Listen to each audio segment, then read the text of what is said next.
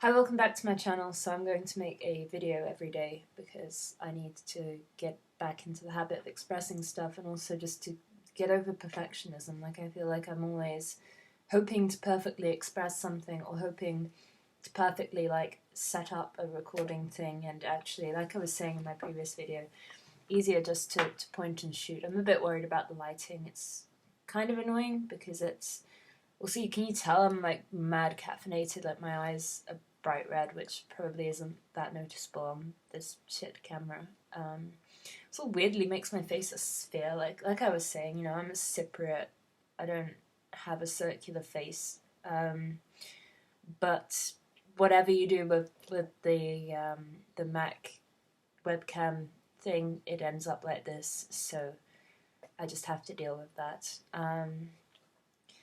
What was I thinking about? Yeah, so I don't know, I feel like winter is really hard, really, really difficult, and I don't know how to, because I was thinking about videos I was making earlier this winter, and this winter was a bit strange for me. Like my life just kind of um, was really different compared to previously. Like I think I was relying a lot on um, I don't know, like in previous years I would be really depressed and isolated, and then since the lockdown, because I had lived with my ex-boyfriend, and I had um I think for the first time in my life really placed trust and dependency in another person in a way that I hadn't before, and I'm not avoidant. Like I don't have. I would say that I'm disorganized and leaning secure because I try my best to act like a secure person, or try my best to function from I can detach and analyze a situation. Like I very rarely respond impulsively from emotion. Like I can do that. I have done that. People have triggered me, or the idea of losing. I think I'm quite proud, and if you infringe on me and try to make me submit, that's a huge. Or if I feel degraded, then that's a huge trigger. Um, and then I go into the I don't know, anxious or avoidant sides of being a fearful avoidant or a disorganized person. But I'm fundamentally a someone who will act as if they have secure attachment, unless I think actually it's quite strange to see how so one of my best friends who is INFP and also a priest, and um, we got really close really fast, and because obviously that's quite an intense thing, is to enter almost into another worldview, even though that was always fundamentally my worldview. And I do have a video actually explaining why, or saying that fundamentally I've always been religious, or fundamentally always a Christian, and not really having an avenue to reveal that to myself or to live accordingly. Although I kind of, how does one live as a Christian?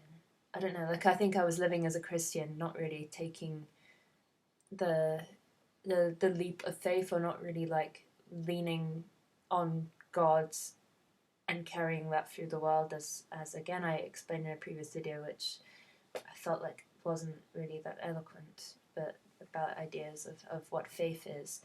It's really cold, by the way. This is the year without, as my flatmate and I call it, the year without a spring. And I have this hot water bottle. My hands look horrible because I have Raynaud's phenomenon. So and I'm really caffeinated. So I lost circulation and had to hold the hot water bottle to be able to stay to keep the blood in my hands.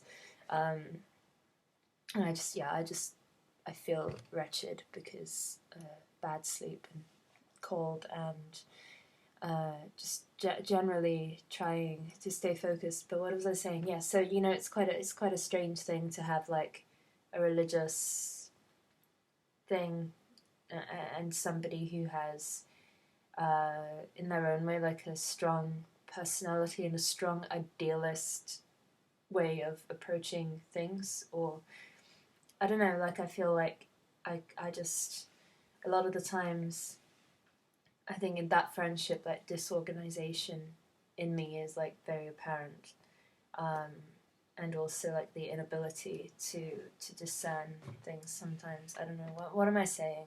Just sort of ranting, doesn't really make any sense. I don't really know what I'm saying or how to say it, because it sounds like no matter what I say, I'm just going to express something which actually I don't feel is like what I want to express.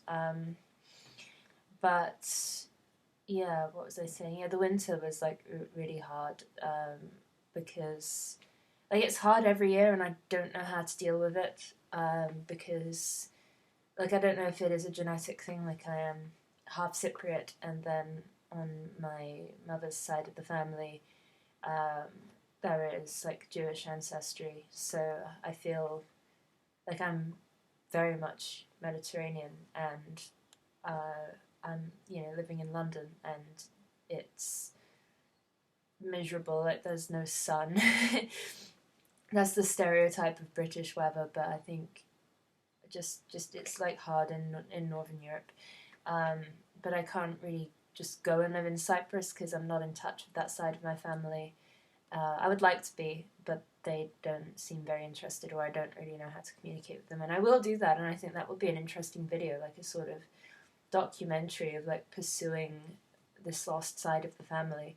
But I think, yeah, I don't know how to how to not have this collapse in winter. I don't know. Like it's very hard to.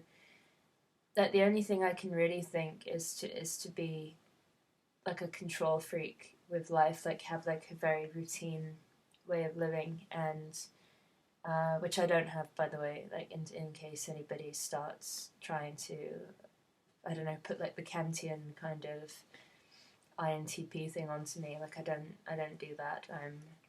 Um, like I think I said in my previous video, I do like have moments of falling off the world, and then struggling to return, because I can't keep up like a normal. I don't really know how to. I'm not very integrated in society, and I don't know how to be. I would like to be, but it's hard because it's like what do you take up? Like what kind of, like I'm not averse to responsibility, but then is there a meaningful responsibility? How can I get it? I don't know, and I think there's a lot of like fake jobs, like email jobs and stuff, and that doesn't really appeal to me. I like tutoring, actually. I think I'm a good tutor, and I will probably continue doing this because I feel like that's just, it allows you freedom as well, because I know how people learn, and I don't know why I'm going off on topic, but yeah, it's really hard to avoid like seasonal depression, because it's not even depression. It's not like even just like I'm really miserable and I can't function. It's like a total change in personality that you don't really notice until the sun starts coming back, and you're like, wow, I'm alive. That's like, how is that? Because you feel dirty. Like it makes you feel dirty, and I'm not the only person who feels like this. Like I've discussed this with friends. There's something really dirty, and I don't know if it's like London, or I don't know if it's just like winter generally. It makes you feel like you sort of need to purge yourself in a sauna, or you need to like cleanse yourself, and you can't. It's just like this really heavy darkness, and I don't know how to. I don't know what to do besides, relocating to Los Angeles or something, relocating to California, relocating to Cyprus, or the Middle East, or something like that. I think it's, but I need to be in London because that's where my community is. That's where my, I do have a vague sense of community here, and I do have. It sounds really ungrateful actually to say vague sense, because I do have my very good friends, but I feel functionally it's hard to sustain like a sense of community when you're not really like a person who does something that has any kind of serious importance.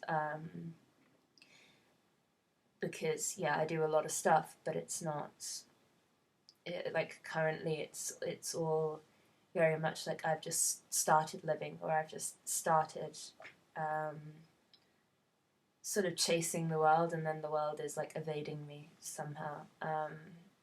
I don't know, and I get very overwhelmed. Like I was thinking, like I do wake up with energy, I do have energy, but then because I think so much, it's almost like I drain my life with my thoughts. And sometimes you just have to do a light-hearted thing, like you just have to walk around drinking coffee and just looking at things and sort of losing yourself in time, because that's a way of getting out of this way of thinking. I think also, um, yeah, I don't know, where was I going with this? Well, I was saying, yeah, my life changed in the lockdown because I had somebody who I like intimately trusted. Like it was the first time of placing that kind of trust and that companionship, and a companionship which you take for granted, because I'd never taken anything seriously for granted before, in a sense where I didn't always feel like I was responsible for keeping up like a huge contract or a huge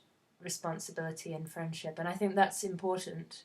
I think that you should be able to think like that. But then if you have like an intimate relationship, it's and it was the first time I'd ever had a relationship as well with somebody who was responsible and always there. And because before that, you know, I was avoid.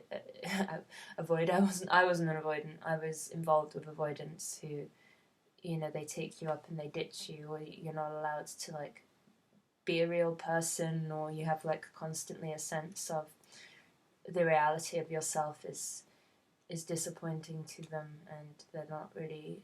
I don't know. It's hard. But yeah, having just like a very secure foundation and somebody who was always there and always, no matter what, able to respond. And I'm not saying that's easy, because that's that's also the result of very, very long, torturous journey to get to know somebody that closely. Like um, it's not easy. Like I was his first girlfriend, and that's not. You know, people have to learn how to have girlfriends, how to have relationships, how to understand another person, how to understand themselves, and then you have to deal with your own how to understand another person, how to understand yourself, how to. But in my case, more so, like I've always kind of understood people and understood myself. I think it's more the thing of relaxing into like an organic, harmonious thing. But ultimately, yeah, like I feel like, and you know, having that person around to trust, and then sort of like every winter, I think I've just really struggled, and then I had him, so it was easy to lean on somebody and have that companionship. And also just like I would walk around a lot, but having somebody to walk with you and to, you know, just it's just nice. And I ended that relationship because I felt it wasn't right, like fundamentally. I don't like expressing this stuff about other people when I'm making a video. I probably will, because I feel like it's important. And I know I did a video about my INTP ex-boyfriend. That was not the person who I, you know, became very close with during the lockdown and things. That's another person who, back in Wales, I dated him for like 4 years or something. I don't know, 5 years. Was it 5 years? I think it was 4 years. And then I moved to London. But yeah, sorry, my thoughts are like jumping around again, and the video is getting too long. And I feel like I've insufficiently said things. But yeah, then what am I gonna do? Post it, I guess. Like, should I post it as like INTP ramble? Because I'm not really saying anything of substance. And I do have like theories about like my weird circulation thing, which I think that would be quite interesting actually, because I did read a lot of papers about it and did try to like understand something. I have like an experiment also that I'm wanting to run, and I don't know. yeah, I'm just gonna post and end my video.